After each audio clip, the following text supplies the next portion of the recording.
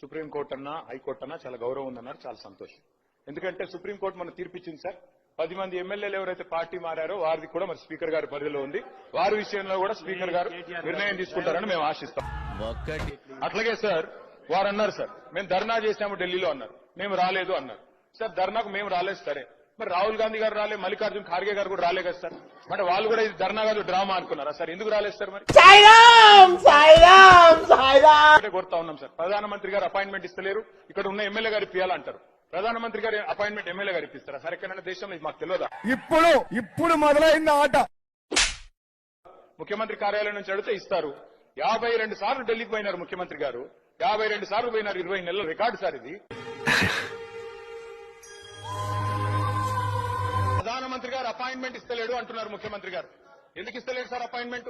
ముఖ్యమంత్రి గారు స్వయంగా చెప్తున్నారు బహిరంగ వేదికల మీద, ఢిల్లీలో అపాయింట్మెంట్లు ఇస్తలేరు, ఇస్తే చెప్పులు ఎత్తుకపోతారేమో అని చూస్తున్నారు అంటున్నారు. ఇట్లా మాట్లాడినాక అపాయింట్మెంట్ వస్తాయా సార్? సురుకు. ఇవాళ ముఖ్యమంత్రి గారు కూడా చిత్తశుద్ధి ఉంటే సార్ వారు కూడా డిసిషన్ తీసుకోవాలా, చెప్పాలా. మరి బీసీ బిల్లు సాధించడో ఢిల్లీకి హైదరాబాద్ రానని చెప్పి అక్కడే కూర్చోమనండి, జంతర్ మంతర్లు ఆమరణ దీక్ష చేయమనండి. మేము వద్దంటున్నామా సార్? సార్ ఏదైనా చేయాలి పని అంటే డెడికేషన్ ఉండాలి సార్, డిక్లరేషన్లతో కాదు. నాకు తెలుసు మీ సంగతి. You are intelligent, unfortunately I'm also intelligent.